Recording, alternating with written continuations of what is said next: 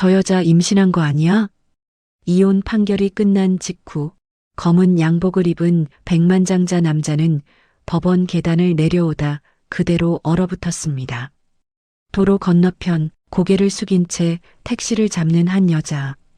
헐거운 코트 사이로 드러난 분명한 임신한 몸. 설마 윤서영? 부정하려 했지만 심장은 이미 답을 알고 있었습니다. 그 여자는 아무 말도 하지 않았고 그 남자는 한 발짝도 다가가지 못했습니다.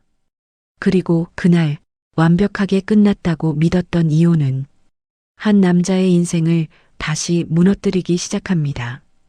임신한 전처는 왜 홀로 도망치듯 사라졌을까? 그 아이는 과연 누구의 아이일까? 영상 시작 전 채널 구독해 주시면 재밌는 영상을 가장 먼저 받아볼 수 있습니다. 그럼 오늘의 사연 시작합니다. 서울 가정법원의 무거운 문이 열리자 차가운 바람이 복도로 스며들었습니다. 강태주가 검은 양복 차림으로 걸어 나왔습니다. 그의 얼굴은 대리석처럼 굳어 있었고 입꼬리에는 냉소적인 미소가 걸려 있었습니다. 오늘로 끝입니다, 회장님. 네, 깔끔하게 마무리됐습니다. 변호인단이 그를 에워싸며 계단을 내려갔습니다. 언론 쪽은 다 막아놨습니다. 불필요한 말 나오지 않게 관리 잘해. 회장님, 차량이 준비되어 있습니다. 비서실장이 조심스럽게 말을 건넸습니다. 태주는 고개도 돌리지 않은 채 대답했습니다. 위자료 송금 확인했나?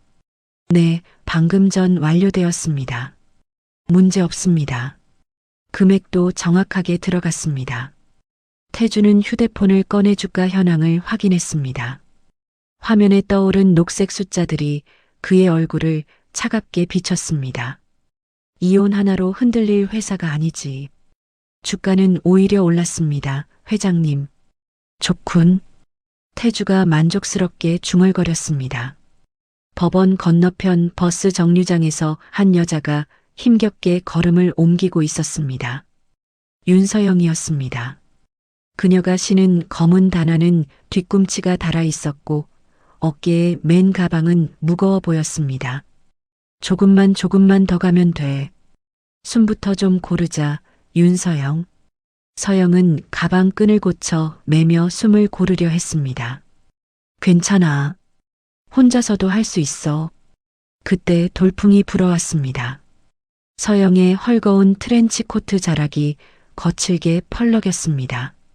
코트가 벌어지는 순간 그녀의 부른 배가 드러났습니다. 아, 안 돼. 사람들 보잖아. 지나가던 행인들이 힐끔거리며 돌아봤습니다. 임신했나 봐. 혼자인가? 서영은 황급히 코트를 여미며 얼굴을 붉혔습니다. 보지 마세요. 제발 그냥 지나가 주세요. 태주는 차 문을 열려다 멈춰섰습니다.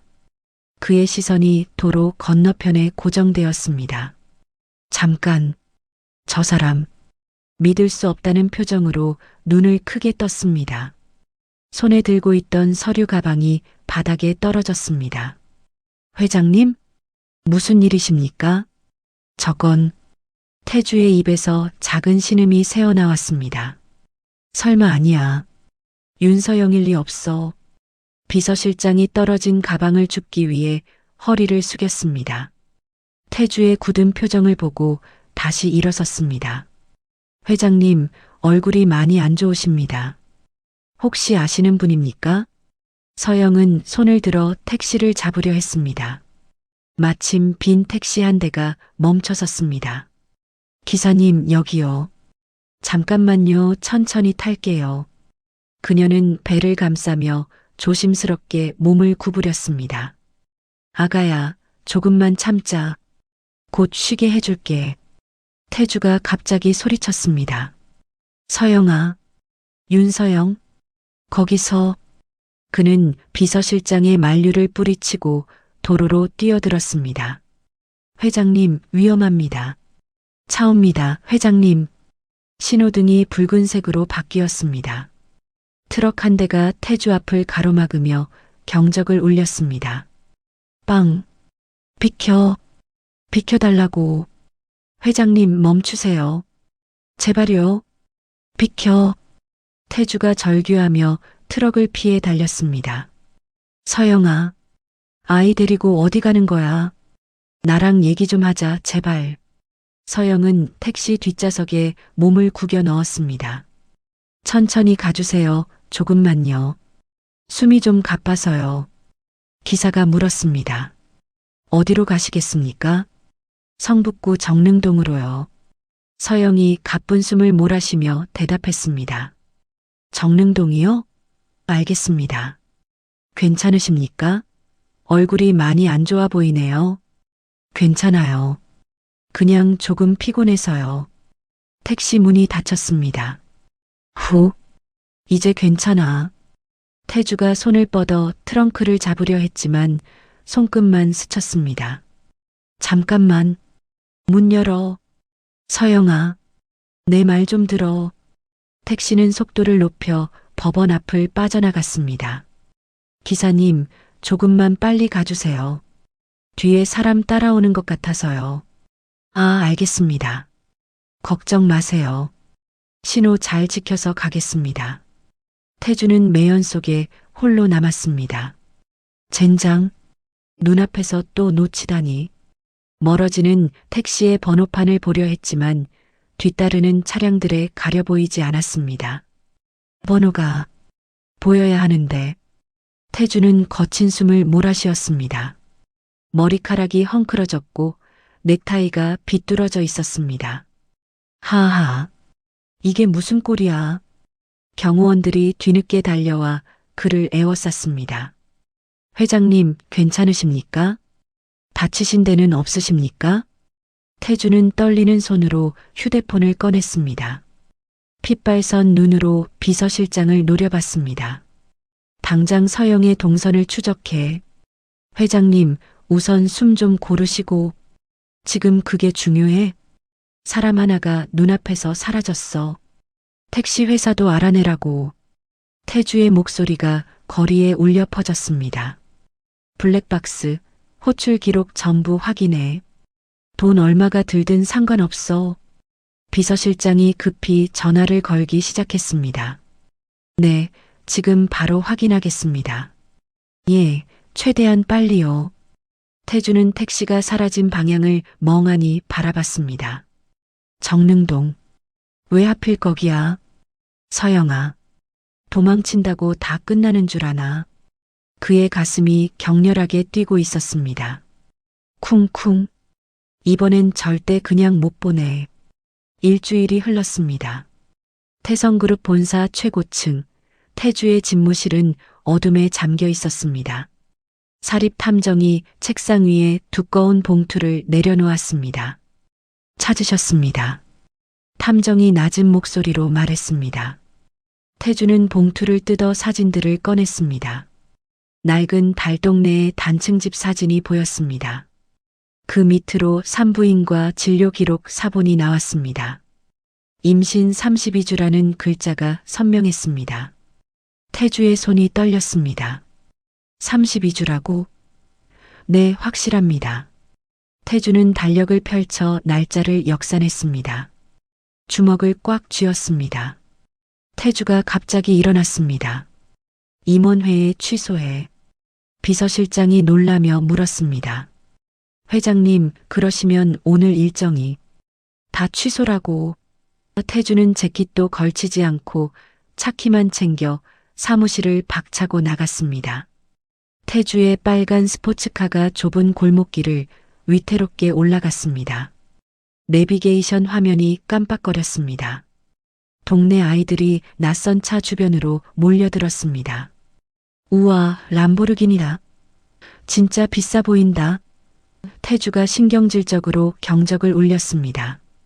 차가 낡은 대문 앞에 멈춰섰습니다. 대문 너머로 라디오 소리가 들렸습니다. 서영이 빨래를 넣는 그림자가 비쳤습니다. 태주는 차에서 내려 대문을 두드리지 않고 발로 찼습니다. 삭은 나무가 부서지는 소리가 났습니다. 마당에 있던 서영이 소스라치게 놀랐습니다. 손에 들고 있던 빨래 바구니가 땅에 떨어졌습니다. 태주 씨? 서영이 믿을 수 없다는 표정으로 말했습니다. 그녀는 황급히 평상 위에 놓인 태교 일기장을 등 뒤로 감췄습니다. 태주가 성큼성큼 다가왔습니다.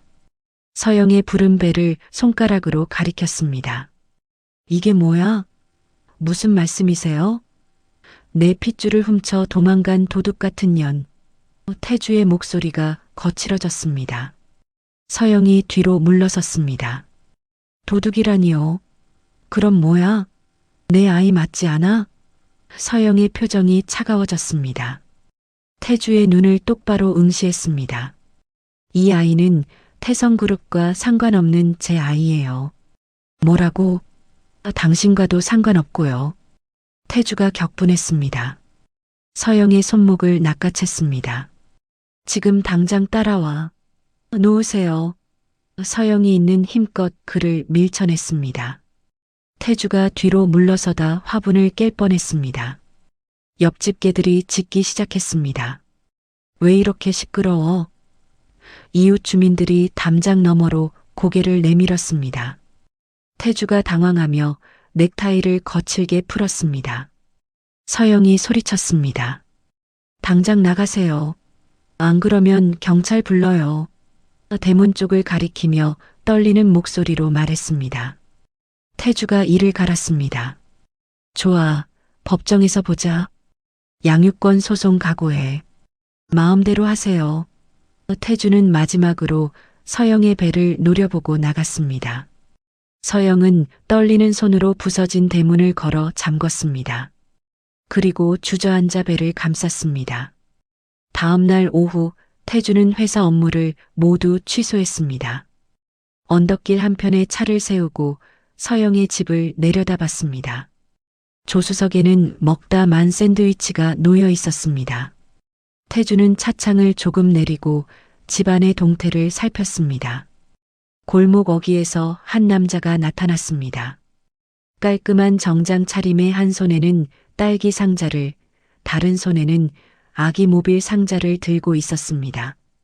남자는 익숙한 듯 대문의 비밀번호를 눌렀습니다. 태주가 먹던 샌드위치를 차 바닥에 던져버렸습니다. 저놈이 누구야? 열린 창문을 통해 남자가 서영의 부은 다리를 마사지해주는 모습이 보였습니다. 서영이 편안하게 웃고 있었습니다. 태주의 주먹이 핸들을 꽉 움켜쥐었습니다. 남자가 가방에서 청진기를 꺼냈습니다. 서영의 배에 청진기를 대고 아이의 심장 소리를 들었습니다. 남자가 환하게 미소를 지었습니다. 태주의 인내심이 끊어졌습니다. 태주가 차 문을 박차고 나갔습니다. 대문을 열고 들어가 남자가 서영의 어깨에 손을 올리는 순간을 덮쳤습니다. 지금 뭐 하는 거야? 태주가 남자의 멱살을 잡았습니다. 마당 구석으로 밀쳤습니다. 남의 여자와 아이에게 무슨 짓이야? 남자가 당황하지 않고 태주의 팔을 꺾어 제압했습니다. 차분한 목소리로 말했습니다. 임신 중인 산모 앞에서 폭력을 쓰시면 아빠 자격이 없어요. 태주가 남자의 얼굴을 자세히 봤습니다. 어디서 본 듯한 얼굴이었습니다. 너, 혹시 과거 경쟁 프레젠테이션에서 마주쳤던 기억이 떠올랐습니다. 서영이 뛰어나왔습니다. 태주가 아닌 도연의 앞을 막아섰습니다. 태주를 쏘아보며 말했습니다. 도연 선생님은 저와 아이를 지켜준 은인이에요. 은인? 제발 우리 인생에서 사라져 주세요. 서영의 목소리가 절규에 가까웠습니다. 태주가 배신감에 몸을 떨었습니다. 물러서려는 순간 휴대폰이 울렸습니다. 비서실장의 긴급 전화였습니다. 회장님, 급히 보고 드릴 일이 있습니다. 지금 말해. 그 남자, 서도연이라고 합니다. 태주의 얼굴이 굳었습니다. S그룹 회장의 숨겨진 혼외자입니다. 뭐라고? 최근 경영 승계를 위해 움직이고 있다는 첩보가 들어왔습니다. 태주는 단순한 연적을 넘어선 라이벌이 자신의 아이 곁에 있다는 사실에 위기감을 느꼈습니다. 도연이 서영을 부축해 집 안으로 들어갔습니다. 문이 닫혔습니다. 태주는 닫힌 문과 자신의 차를 번갈아 봤습니다. 복수심에 불타는 눈빛으로 차에 올라탔습니다. 엔진 소리가 골목에 울려 퍼졌습니다. 서영이 창문 너머로 멀어지는 차를 바라봤습니다. 도연이 그녀의 어깨에 손을 올렸습니다. 괜찮아요? 네. 고마워요. 서영의 목소리가 떨렸습니다. 도연이 따뜻하게 미소 지었습니다. 제가 지켜드릴게요. 하지만 서영의 마음 한편에는 태주의 마지막 표정이 계속 떠올랐습니다. 분노를 넘어선 무언가가 그의 눈에 있었습니다. 태주의 차가 언덕길을 빠져나갔습니다. 백미러로 보이는 달동네가 점점 작아졌습니다. 태주는 핸들을 꽉 쥔 채 이를 갈았습니다. 서도연. 그 이름을 중얼거리며 가속 페달을 밟았습니다. 며칠 뒤 기록적인 폭우가 쏟아지던 밤이었습니다. 하늘에 구멍이 뚫린 듯 빗물이 쏟아졌습니다. 달동네의 낡은 축대가 무너질 듯 위태로웠습니다. 태주의 차 와이퍼가 쉴 새 없이 움직였습니다. 빗소리에 묻혀 집안의 동태를 살피기 어려웠습니다. 태주는 차창을 조금 내리고 귀를 기울였습니다. 방 안에서 서영이 갑작스러운 복통을 느꼈습니다. 배가 바위처럼 단단해졌습니다. 아, 아파. 다리 사이로 뜨거운 액체가 흘렀습니다. 양수가 터진 것이었습니다. 서영이 비명을 질렀습니다. 떨리는 손으로 119에 전화를 걸었습니다. 하지만 폭우로 인한 기지국 장애로 통신이 연결되지 않았습니다. 안 돼. 제발. 서영은 극심한 통증을 참으며 문으로 기어갔습니다. 도움을 요청하기 위해 빗속으로 나왔습니다. 대문 앞 계단에서 발이 미끄러졌습니다. 서영이 흙탕물 속에 쓰러졌습니다. 배를 감싸쥐고 신음했습니다. 번개가 치는 순간 태주가 그 모습을 발견했습니다. 서영아. 태주가 차 문을 열고 뛰쳐나갔습니다. 빗물과 진흙범벅이 된 서영을 안아 올렸습니다. 서영의 몸이 얼음처럼 차가웠습니다. 태주가 공포에 떨었습니다. 서영아, 정신 차려. 서영을 뒷좌석에 눕혔습니다. 자신의 재킷을 벗어 덮어줬습니다. 운전석으로 뛰어들어 시동을 걸었습니다. 도로 곳곳이 침수되어 있었습니다. 차바퀴가 헛돌았습니다. 태주는 핸들을 꽉 쥐고 인도를 침범하며 필사적으로 운전했습니다. 조금만 참아, 서영아. 뒷좌석에서 서영의 신음소리가 들렸습니다. 태주의 등에 식은땀이 흘렀습니다. 응급실 앞에 차를 급정거시켰습니다. 태주는 의료진이 오기도 전에 서영을 안고 뛰어들어갔습니다. 살려주세요. 울부짖는 태주의 목소리가 응급실에 울려 퍼졌습니다. 의료진이 서영을 이동식 침대에 실었습니다. 긴급 수술실로 향했습니다. 태주가 그 뒤를 따랐습니다. 피와 흙탕물로 엉망이 된 채였습니다. 수술실 문이 닫혔습니다. 수술 중 램프가 켜졌습니다. 태주는 벽에 기대어 주저앉았습니다. 떨리는 손을 모으고 처음으로 신에게 기도했습니다. 제발, 제발. 눈물이 흘렀습니다. 복도에는 태주의 흐느낌만 울려 퍼졌습니다. 몇 시간이 지났습니다. 의사가 나왔습니다. 산모와 아이 모두 위험한 고비를 넘겼습니다. 태주의 다리에 힘이 풀렸습니다. 바닥에 주저앉았습니다. 정말요? 네, 다행히 큰 이상은 없습니다. 태주가 안도의 한숨을 내쉬었습니다. 일반 병실로 옮겨진 서영이 눈을 떴습니다. 태주는 침대 난간에 머리를 박고 서영의 손을 꽉 잡은 채 잠들어 있었습니다. 젖은 옷과 헝클어진 머리카락이 보였습니다. 서영은 태주의 손의 온기를 느꼈습니다. 복잡한 표정으로 창밖에 갠 하늘을 바라봤습니다. 마음 한편이 따뜻해졌습니다. 2달 후 강남의 펜트하우스 앞으로 이삿짐 트럭이 줄지어 섰습니다. 태주는 직접 아기 침대 박스를 나르며 땀을 흘렸습니다. 조심해서 옮겨. 작업자들에게 소리쳤습니다. 서울 외곽의 공기 좋은 전원주택에서 태주는 서툰 솜씨로 아기방 벽지를 발랐습니다. 풀이 손가락에 묻었습니다. 서영이 다가와 물었습니다. 괜찮아요? 어때? 잘하고 있지? 태주가 칭찬을 갈구하는 표정으로 돌아봤습니다. 서영이 웃으며 고개를 끄덕였습니다. 태성그룹 비서진들이 결제 서류를 들고 전원주택을 찾았습니다. 앞치마를 두르고 젖병을 소독하는 태주의 모습을 보고 경악했습니다. 회장님, 이건 저희가. 됐어. 내가 할 거야. 태주가 젖병을 들어 올리며 뿌듯해했습니다. 비서들이 서로 눈을 마주쳤습니다. 회장님이 정말 달라지셨네요. 그들이 속삭였습니다. 밤이 되었습니다. 아이가 울음을 터뜨렸습니다. 태주가 서영보다 먼저 일어났습니다. 아이를 안고 거실을 서성이며 자장가를 흥얼거렸습니다. 자장자장 우리 아가. 아이의 울음이 점점 잦아들었습니다. 서영이 문틈으로 그 모습을 지켜봤습니다.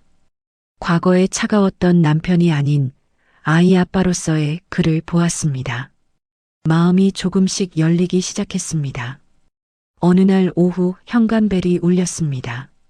CCTV에 도연의 모습이 보였습니다. 그는 아이의 신발 상자와 축하 편지를 현관에 두었습니다. 태주를 보지 않으려는 듯 조용히 돌아갔습니다. 태주가 현관문을 열어 상자를 가져왔습니다. 편지 봉투에는 우주에게라고 적혀 있었습니다. 태주의 표정이 복잡해졌습니다. 화창한 주말이었습니다. 태주는 마당의 벚꽃 나무 아래 테이블을 세팅했습니다. 서영이 가장 좋아하는 풀이지어 꽃다발을 준비했습니다. 서영이 우주를 안고 나왔습니다. 태주가 무릎을 꿇었습니다. 화려한 보석 대신 소박한 디자인의 반지를 꺼냈습니다. 서영이 예전에 갖고 싶어 했던 그 반지였습니다. 태주의 목소리가 떨렸습니다. 서영아, 비즈니스 파트너가 아닌 평생을 함께할 가족이 되어줄래? 서영의 눈가에 눈물이 고였습니다. 태주 씨, 우리 다시 시작하자. 서영이 고개를 끄덕였습니다. 태주가 환호성을 지르며 서영과 아이를 동시에 껴안았습니다. 담장 너머에서 카메라 셔터 소리가 들렸습니다. 저녁 식탁에 태주가 직접 요리한 음식들이 놓였습니다. 세 사람이 둘러앉아 웃음꽃을 피웠습니다. 우주가 태주의 손가락을 꼭 쥐고 잠들었습니다. 태주는 그 작은 손에 입을 맞췄습니다. 이보다 더 행복할 수 있을까? 서영이 태주의 어깨에 머리를 기댔습니다. 평화로운 순간이었습니다. 그때 태주의 휴대폰이 진동했습니다. 발신자 표시 제한이라는 문구가 떴습니다. 태주는 전화를 받지 않고 휴대폰을 뒤집어 놓았습니다. 하지만 화면이 계속 깜빡였습니다. 아이의 첫 돌잔치 준비가 한창이던 어느 날 태성그룹 본사 로비로 검찰 수사관들이 들이닥쳤습니다. 직원들이 막아서려 했지만 수사관들은 엘리베이터를 점거했습니다. 회장실 문이 열렸습니다. 수사관이 압수수색 영장을 제시했습니다. 강태주 회장님이시죠? 태주의 컴퓨터와 서류들이 박스에 담기기 시작했습니다. 동시에 뉴스 속보가 터졌습니다. 태성그룹 회장의 숨겨진 혼외자라는 자극적인 타이틀이었습니다. 인터넷 댓글창이 들끓었습니다. 집에서 서영이 우주에게 이유식을 먹이고 있었습니다. 갑자기 우주의 얼굴이 파랗게 질렸습니다. 숨을 쉬지 못했습니다. 서영이 비명을 지르며 119에 신고했습니다. 아가야, 아가야. 우주의 몸이 축 늘어졌습니다. 보고를 받은 태주는 검찰의 저지를 뿌리쳤습니다. 몸싸움을 벌이며 집무실을 빠져나갔습니다. 놓으세요. 내 아들이 위험해요. 병원으로 향하는 차 안에서 태주의 손이 떨렸습니다. 병원 응급실에서 우주는 산소호흡기를 썼습니다. 중환자실로 옮겨졌습니다. 서영이 오열하며 바닥에 주저앉았습니다. 담당 교수가 나왔습니다. 급성 백혈병의 일종인 희귀 질환입니다. 태주가 벌떡 일어났습니다. 그럼 치료는? 일주일 내에 골수 이식을 하지 않으면 위험합니다. 서영의 얼굴이 새하얗게 변했습니다. 유전자 검사 결과가 나왔습니다. 태주가 유일한 공여자였습니다. 하지만 그때 비서실장이 급히 달려왔습니다. 회장님, 숙부님이 이사회를 소집하셨습니다. 언제? 내일 오전입니다. 태주가 주먹을 쥐었습니다. 해임한 가결을 위한 임시 주총이라고 합니다. 숙부 측 인사가 병원으로 찾아왔습니다. 태주야, 주총에 참석해야 한다. 지금 내 아들이 죽어가는데요. 회사도 중요하지 않나? 숙부 측은 태주가 수술을 핑계로 검찰 조사를 회피한다는 여론몰이를 시작했습니다. 인터넷에는 악플이 쏟아졌습니다. 태주는 한 손에는 이사회 소집 통보서를, 다른 손에는 수술 동의서를 들고 있었습니다. 깊은 고뇌에 빠졌습니다. 병원 복도에서 서영이 태주의 옷자락을 잡았습니다. 태주 씨, 제발 우주를 살려주세요. 눈물로 범벅이 된 얼굴로 애원했습니다. 태주가 서영의 눈물을 닦아줬습니다. 당연히 우주를 살릴 거야. 태주는 비서실장에게 전화를 걸었습니다. 내일 주주총회에 불참한다고 전해. 회장님, 그러시면 내 아들이 더 중요해. 단호한 목소리였습니다. 태주는 중환자실 유리창에 손을 댔습니다. 아빠가 꼭 살려줄게. 자신의 모든 것을 걸겠다는 다짐을 했습니다. 병원 밖에는 기자들이 진을 쳤습니다. 태주는 결연한 표정으로 수술 전 검사실로 들어갔습니다. 주주총회 및 수술 당일 아침 8시, 태주는 빳빳한 양복 대신 헐렁한 환자복을 입고 침대에 걸터 앉았습니다. 비서실장이 가져온 경영권 포기 각서가 눈앞에 놓여 있었습니다. 태주가 펜을 들어 서명했습니다. 회장님, 비서실장의 목소리가 떨렸습니다. 서영이 떨리는 손으로 태주의 손을 잡았습니다. 모든 것을 잃게 해서 미안해요. 눈물이 뺨을 타고 흘렸습니다. 태주가 서영의 손등에 입을 맞췄습니다. 저 아이와 당신이 내 진짜 자산이야. 담담한 목소리였습니다. 이동 카트가 도착했습니다. 태주가 카트에 실렸습니다. 수술실로 향하는 복도 천장의 형광등이 스쳐 지나갔습니다. 병원 로비 TV에서는 주총 현장이 생중계되고 있었습니다. 숙부가 의기양양하게 회장 취임 연설을 시작했습니다. 하지만 장내는 웅성거림으로 가득했습니다. 강태주는 어디 있는 거야? 주주들이 소리쳤습니다. 수술실의 차가운 공기가 태주의 피부를 스쳤습니다. 마취과 의사가 카운트다운을 시작했습니다. 19, 8.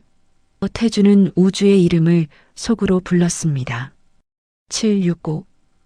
눈이 감겼습니다. 긴 시간의 수술이 진행되는 동안 한 간호사가 태주의 수술 사실을 SNS에 올렸습니다. 경영권보다 아들을 택한 재벌이라는 키워드가 실시간 검색어 1위에 올랐습니다. 댓글창이 뜨거워졌습니다. 진짜 아버지네 숙부가 너무 비정하다. 숙부에 대한 비난 여론이 급격히 형성됐습니다. 4시간 후 수술실 문이 열렸습니다. 의료진이 엄지손가락을 치켜 세웠습니다. 복도에서 기다리던 서영과 비서진들이 서로를 껴안고 환호했습니다. 성공했어요. 서영이 주저앉으며 울었습니다. 태주의 골수가 성공적으로 우주에게 이식됐습니다. 우주의 바이탈 사인이 정상으로 돌아왔습니다. 마취에서 깨어난 태주는 극심한 통증을 느꼈습니다. 하지만 옆 침대에 누운 우주의 색색거리는 숨소리를 확인하려 고개를 돌렸습니다. 우주야. 작은 목소리로 불렀습니다. 우주의 얼굴에 색깔이 돌아오고 있었습니다.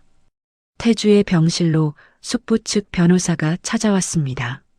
하지만 성난 시민들이 병원 입구를 막아서며 그를 쫓아냈습니다.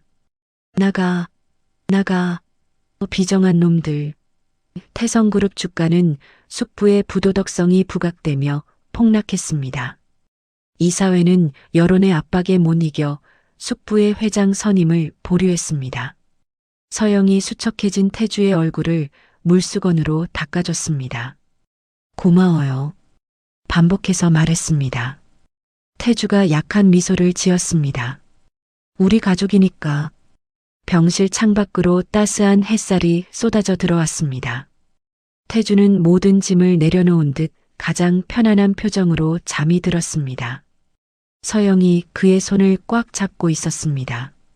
3년 후 서울 외곽의 한적한 주택가에 서영의 뜰이라는 꽃집이 있었습니다. 프리지어 향기가 가득한 가게 문이 딸랑거리며 열렸습니다. 부드러운 니트 차림에 흙 묻은 앞치마를 두른 태주가 손님에게 꽃다발을 건넸습니다. 생일 축하드려요. 환한 미소와 함께 말했습니다. 손님이 감사 인사를 하며 나갔습니다. 가게 안쪽 벽에는 태주의 과거 기사들이 담긴 액자 대신 가족 사진들이 걸려 있었습니다. 우주가 그린 삐뚤빼뚤한 그림도 자랑스럽게 걸려 있었습니다. 노란 유치원 버스가 가게 앞에 멈췄습니다. 태주를 꼭 닮은 4살배기 우주가 뛰어내렸습니다. 아빠, 큰 소리로 외치며 달려왔습니다. 태주는 하던 일을 멈추고 뛰어나갔습니다. 우주를 번쩍 안아 올려 비행기를 태워줬습니다. 우리 아들 왔구나. 우주의 까르르 웃는 소리가 거리에 울렸습니다. 가게 안쪽에서 나온 서영이 두 사람의 모습을 흐뭇하게 바라봤습니다. 오늘 저녁은 아빠가 좋아하는 된장찌개야. 따뜻한 목소리로 말했습니다. 고급 세단이 가게 앞에 멈췄습니다. 옛 비서실장이 정장 차림으로 내렸습니다. 현재는 태성그룹 전무였습니다. 태주에게 명함을 건네며 조심스럽게 말했습니다. 회장님, 경영 복귀를 고려해 보시지 않으시겠습니까? 이제 그런 호칭은 맞지 않아요. 태주가 명함을 정중히 돌려줬습니다. 지금 심고 있는 튤립 구근이 더 중요해요. 웃어넘겼습니다. 전무가 아쉬운 표정으로 돌아갔습니다. 태주는 우주의 손을 잡고 동네 공원으로 산책을 나갔습니다. 우주가 개미떼를 가리키며 말했습니다. 아빠, 개미들이 뭐 하는 거야? 집을 짓고 있나 보다. 태주가 아들의 눈높이에 맞춰 앉았습니다. 구름의 모양을 함께 들여다봤습니다. 시계 대신 아이의 눈높이에 맞춰 시간을 보냈습니다. 해질녘 세 식구가 좁지만 아늑한 식탁에 둘러앉았습니다. 김이 모락모락 나는 된장찌개를 함께 먹었습니다. 오늘 유치원에서 뭐 했어? 서영이 우주에게 물었습니다. 그림 그렸어요. 아빠 얼굴. 우주가 신나게 대답했습니다. 태주와 서영이 웃었습니다. 우주를 재우고 나온 태주와 서영이 테라스 의자에 나란히 앉았습니다. 맥주 한 캔을 나눠 마셨습니다. 태주가 밤하늘에 뜬 별 하나를 가리켰습니다. 과거 화려했던 빌딩 숲의 야경보다 저 별 하나가 더 빛나 보여. 서영이 태주의 어깨에 머리를 기댔습니다. 태주는 서영의 어깨를 감싸 안으며 깊어가는 밤의 정적을 즐겼습니다. 나는 비로소 세상에서 가장 부유한 남자가 되었다. 태주의 마음속 독백이었습니다. 서로를 마주보고 웃는 부부의 모습이 별빛 아래 빛났습니다. 강태주와 윤서영의 이야기가 이렇게 막을 내립니다. 화려한 재벌가의 권력과 부를 모두 버리고 진정한 사랑과 가족을 택한 한 남자의 여정이었습니다. 태주는 모든 것을 가졌지만 공허했던 삶에서 벗어나 가장 소중한 것들을 발견했습니다. 아이를 위해 경영권을 포기한 그 순간, 그는 비로소 진짜 아버지가 되었고 진짜 남편이 되었습니다. 서영 역시 상처받은 마음을 치유하고 다시 사랑할 용기를 얻었습니다. 작은 꽃집에서 평범하지만 따뜻한 일상을 살아가는 가족의 모습에서 우리는 진정한 행복이 무엇인지 깨닫게 됩니다. 세상의 모든 부와 명예보다도 소중한 사람들과 함께하는 시간, 그것이야말로 가장 값진 보물이라는 메시지를 전해주는 이야기였습니다. 이야기를 끝까지 들어주신 분이 계시다면 잘 들었다고 댓글 하나만 남겨주세요. 감사합니다.